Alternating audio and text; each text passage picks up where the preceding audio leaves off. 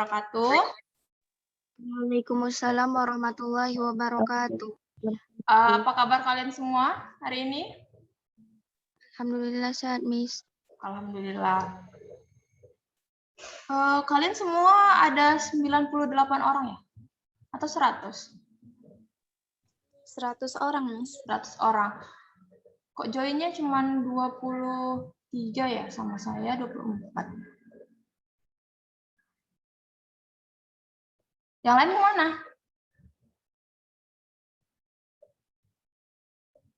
Yang lain kemana, Nak? Suara saya masih kedengaran kan? Masih, Miss. Oh iya. Teman-teman yang lain mana kok? Cuman 23 orang yang join di sini. Mungkin ada kendala jaringan atau pakai data, Miss. Oke. Langsung kita mulai ya.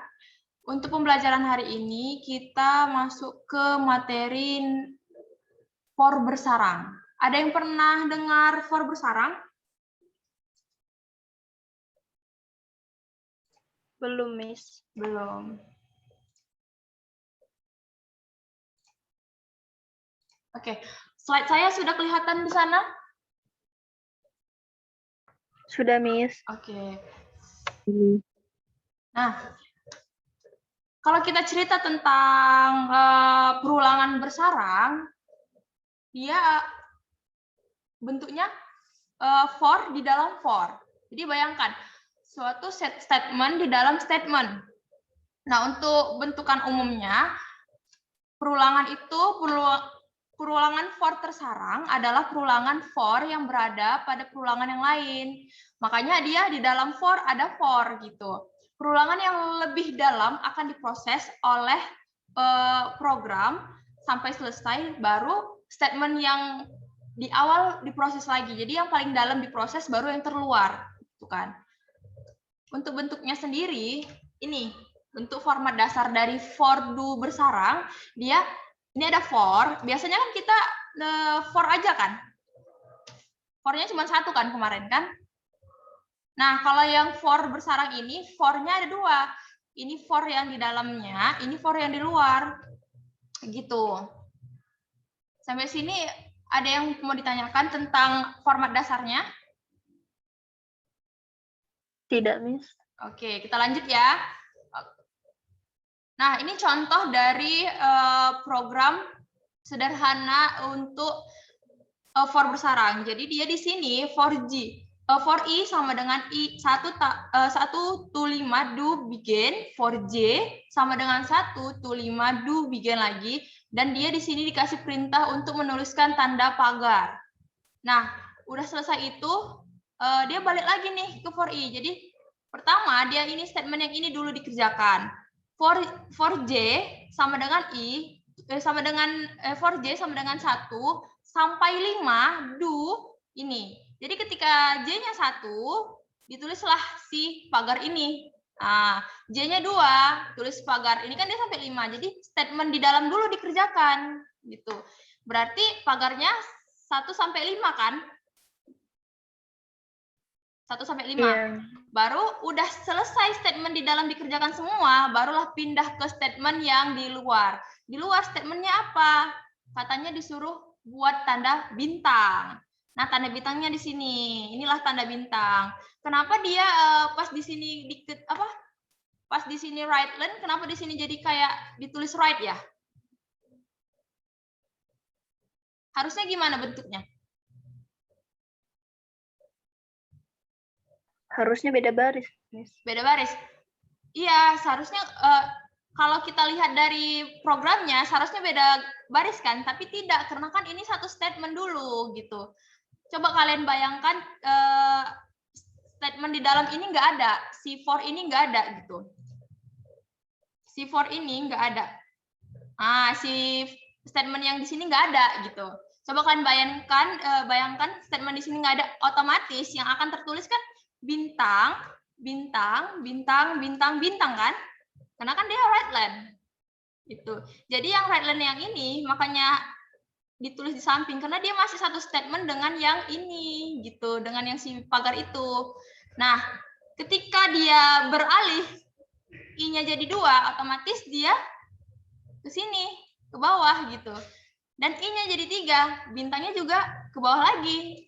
I-nya jadi 4, bintangnya ke bawah lagi. Tapi yang si J ini, for J ini tetap tertulis pagarnya sampai 5 karena katanya for J sama dengan 1 sampai 5 lakukan penulisan pagar. Makanya dia pagar ini tetap ditulis gitu.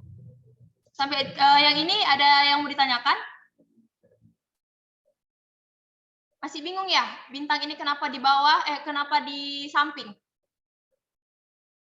Itu, Miss. Kenapa pagarnya ada 5 ya, Miss? Karena kan katanya gini, for J sama dengan 1 to 5. Ketika J-nya sama dengan 1, tulis pagar, ya kan? Balik lagi, karena kan belum selesai statement di sini. Kita balik lagi nih ke statement. Otomatis J-nya berubah jadi 2 kan? 2. Ketika J-nya 2, tulis lagi pagar. Sampai dengan J-nya 5. Nah, kalau J-nya 6, nggak ada perintah kan di sini. Karena dia sampai 5 doang, gitu kan. Paham Dwi tadi? Dwi? Ya, paham, Miss. Ya, jadi statement di sini dulu kita kerjakan. Barulah setelah ini diselesaikan, statement yang di dalam diselesaikan, baru pindah ke statement yang di luar. Gitu. Oke, kita next.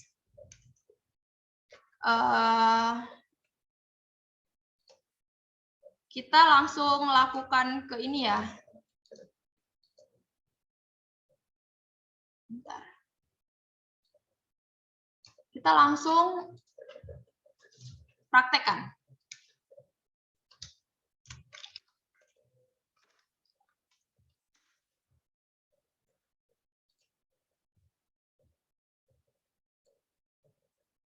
Saya mau buat bentuk kayak gini. Bisa nggak kita buat bentuk seperti ini tanpa for bersarang? Bisa, Miss. Oke, coba kita tes ya. Dwi. Iya, Coba Miss. kamu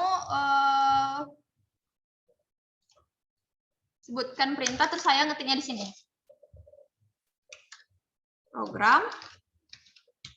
For berarti ya, for yang kemarin ya. Program.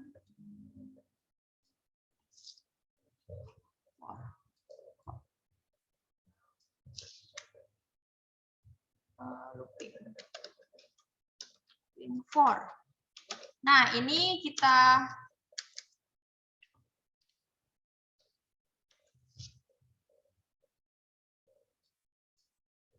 ini penulisan saya benar atau salah?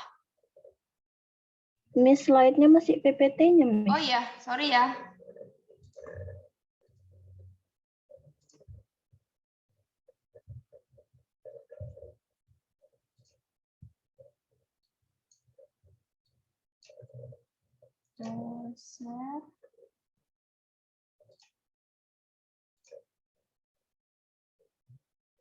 Udah kelihatan slide saya?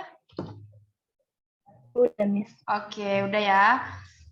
Nah, kalau saya penulisan judul seperti ini, apakah ada masalah nantinya ketika saya compile atau bisa berjalan? Tetap bisa berjalan. Ya? Kenapa tuh? Nggak ada baris bawahnya, Miss. Kenapa dia mesti ada baris bawah? Untuk kayak berfungsi sebagai spasi gitu, Miss.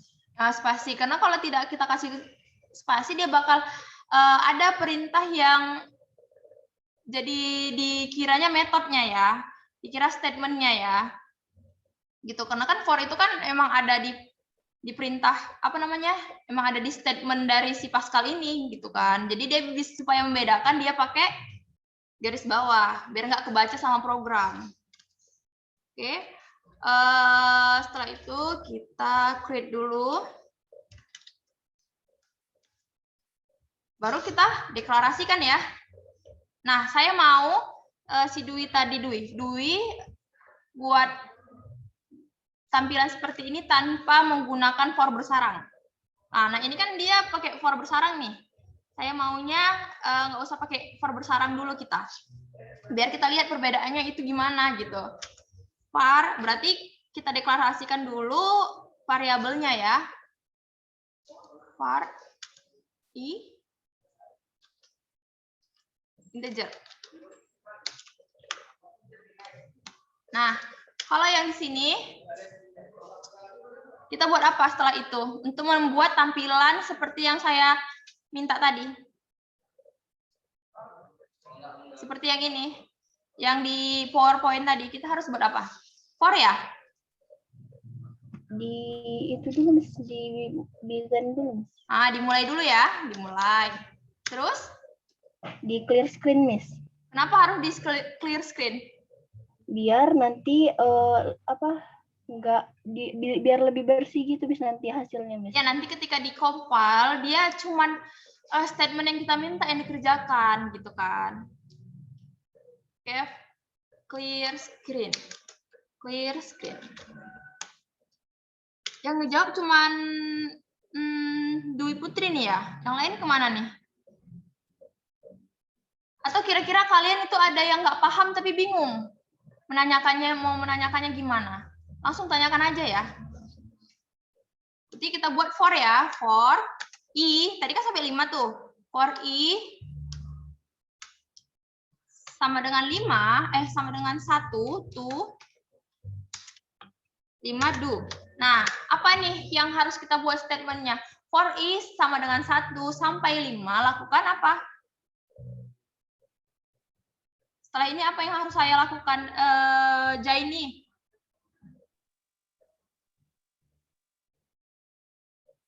Write-len, Miss. Write-len. Nggak kita buat mulai dulu supaya kita tuh tahu yang mana statementnya, terus yang mana yang mana mulai dari statementnya, yang mana mulai untuk programnya. Kalau ini kan mulai untuk semua program ya, untuk all of, untuk semua. Jadi kita harus buat dulu begin supaya jelas. Nah, baru write-len ya.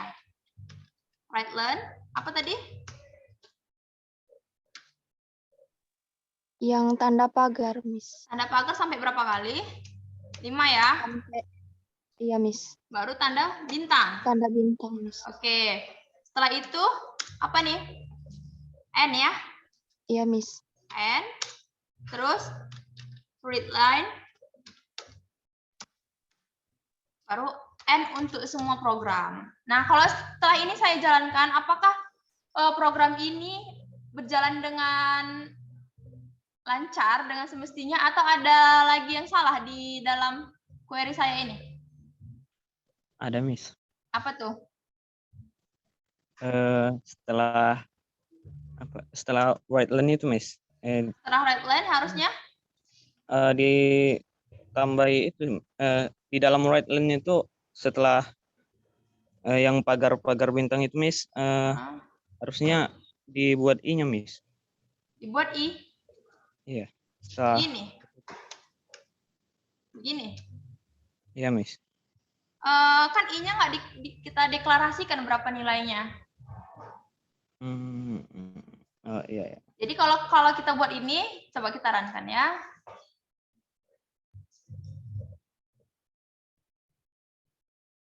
Ternyata bisa. Tapi yang saya minta kan cuma sampai bintang. Nah, jadi kita nggak perlu mendeklarasikan I-nya untuk apa. Soalnya kan I-nya kita nggak minta gitu. Sampai sini paham? Paham, Miss.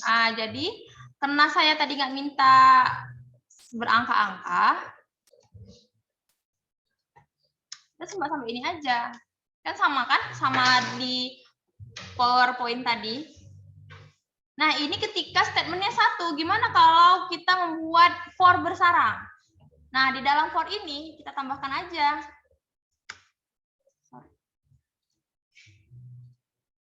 Begin. Nah, kita mulai begin for. Supaya kita bedakan biar tampil beda, kita agak jarakkan dikit. For J. Nah, for J 1 tuh 5 do right. Karena dia si bintang ini nggak ke bawah ya. Jadi kita buat pakai right aja, nggak perlu pakai write-len. Baru pagar. Sorry, tadi saya maksud si pagar tadi. Si pagar kan nggak ke bawah gitu, mendatar. Jadi kita pakai right aja. Terus di sini kita n-kan. Nah, untuk yang di sini kita cuma tambahkan aja bintang, karena kan dia bukan bagian dari statement di dalam, dia bagian statement yang ada, yang pertama yang di luar. Nah, untuk mendeklarasikan J, kita tambahkan variabel J di sini. J. Terus apalagi yang kurang di sini? Begin, for. Di sini ada juga begin.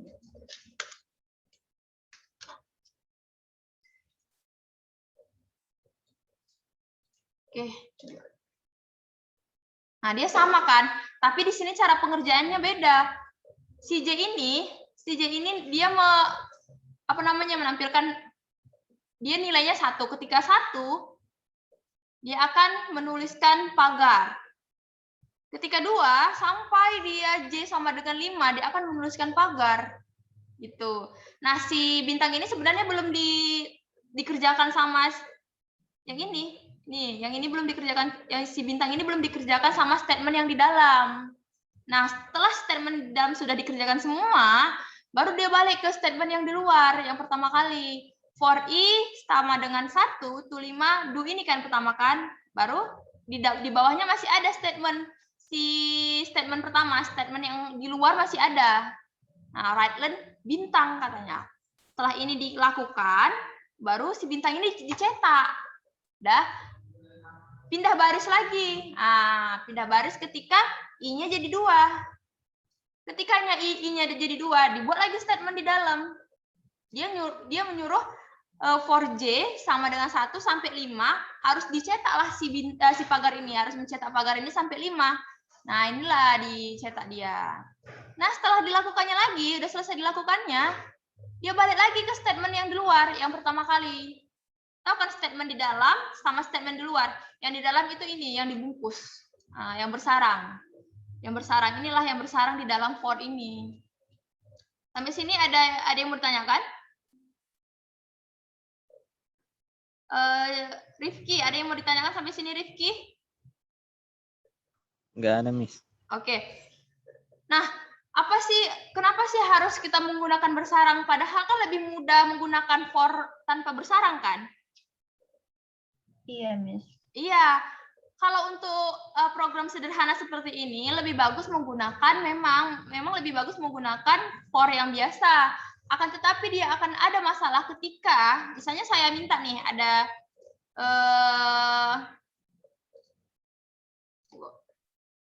saya tampilkan dulu.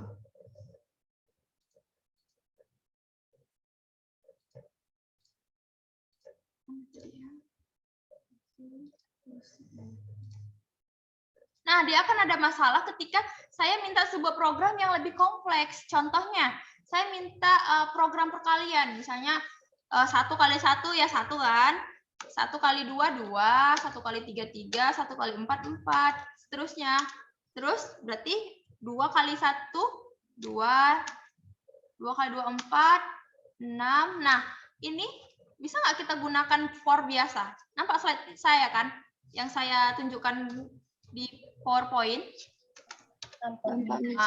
Nah, ini kan dia perulangan juga sebenarnya. Tuh. Kalau kita gunakan for biasa, dia akan lebih rumit, lebih panjang. Makanya kita perlu for bersarang. Tuh. Nah, kalau saya mau buat ini, kita bisa menggunakan for bersarang. Salah.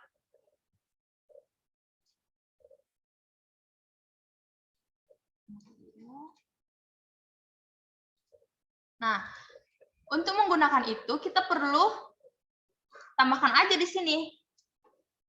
Right.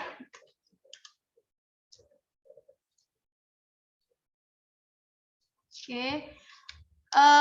I dikali J.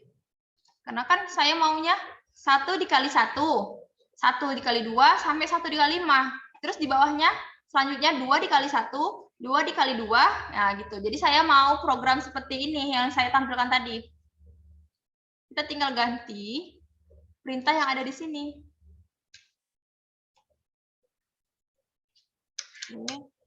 I dikali J.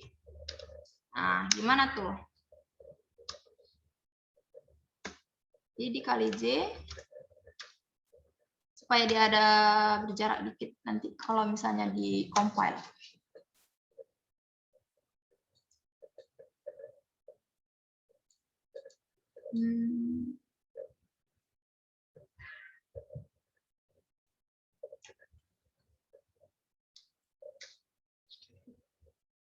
Coba kita runkan. Nah, jadi seperti ini, tapi ini nggak ke bawah. Nggak ke bawah, ini kan mendatar aja nih, karena cuma saya buat perintah write doang. Nah, supaya ke bawah gimana caranya?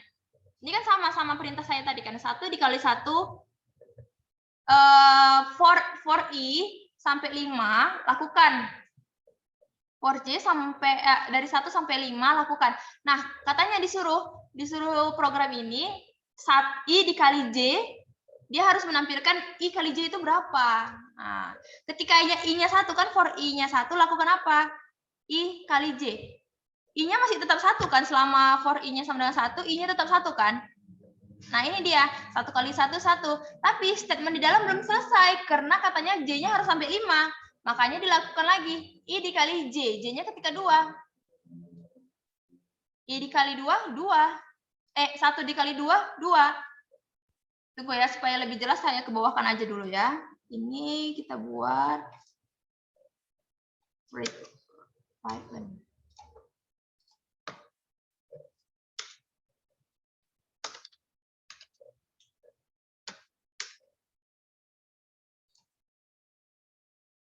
Nah, kalau di sini kita lebih jelas. Ketika J-nya sama dengan 1, ketika I-nya sama dengan 1, otomatis dia akan melakukan statement yang akan diproses yang di dalam ya. Di dalam dulu diproses. I 1 kan masih N kan? Ketika I-nya 1, J-nya masih 1 di sini. I kali 1, 1 kali 1, 1. Nah, dia nggak langsung ke statement di luar karena dia masih menyelesaikan statement di dalam dulu. Si J-nya masih belum sampai 5 nih, masih dilakukan lagi nih pengerjaan. I-nya kan tadi masih 1, berarti J-nya udah jadi 2. I kali 2, 2. Setelah itu, dia masih mengerjakan statement di dalam karena J-nya belum sampai 5. Makanya I dikali 3 sampai dengan I kali 5. Ini dia. Oke, sudah selesai statement di dalam, baru dilakukan lagi statement di luar. Nah, statement di luar itu nggak ada lagi, cuman statement di dalam aja statement yang di luar itu mengarahkan ke statement yang di dalam. Kalau tadi masih ada statement yang dilakukannya.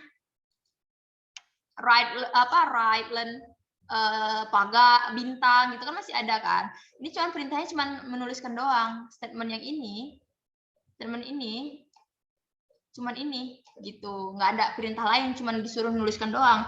Nah, ketika I-nya jadi 2, masuk ke statement yang ini. Nah, I-nya 2, I dikali J berarti kan? I-nya tadi berapa? I-nya tadi berapa? Kan tadi kan statement pertama I-nya 1. Masuk ke statement kedua. Diproses lagi nih. I-nya jadi berapa, Dita?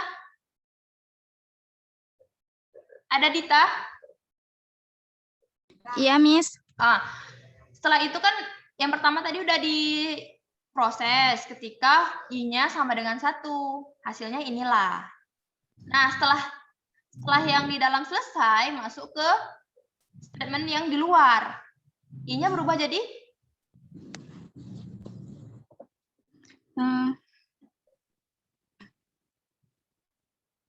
Maaf, Miss, saya tidak menyimak, Miss, tadi, Miss. Oke, perhatikan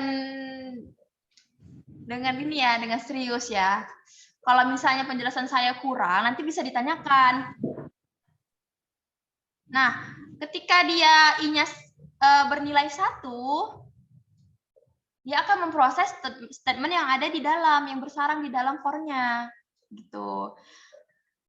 Setelah yang statement yang bersarang itu selesai, dia akan kembali ke statement yang pertama, yang di luar.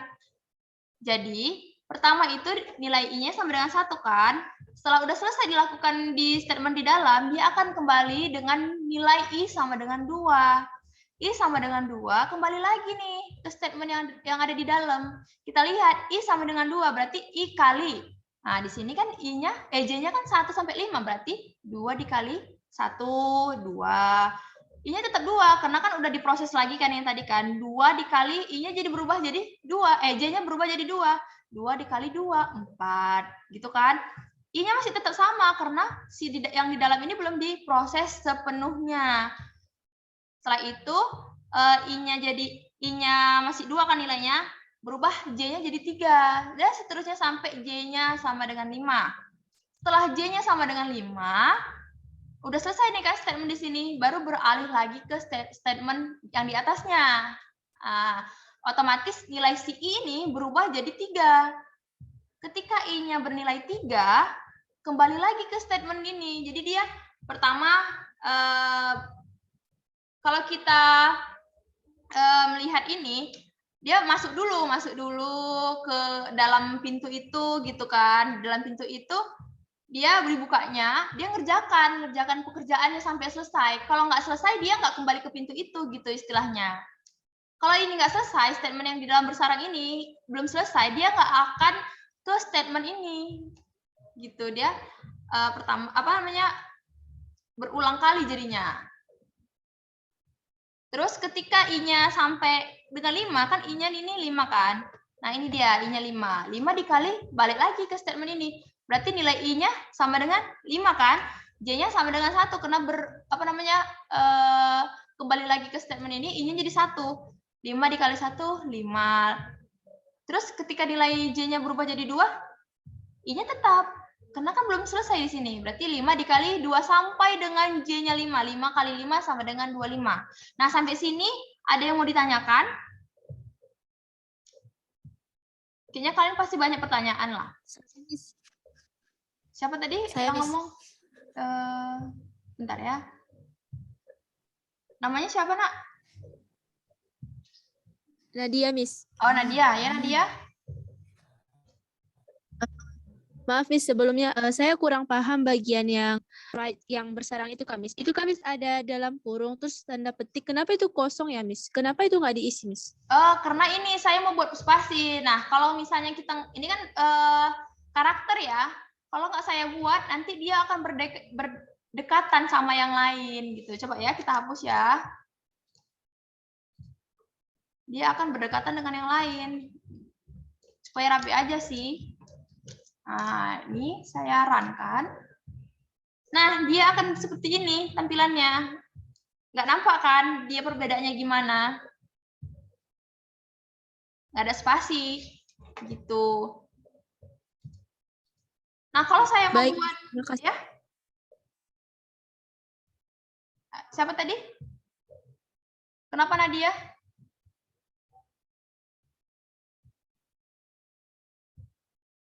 Oke, nah supaya dia lebih tertata, makanya saya buat spasi.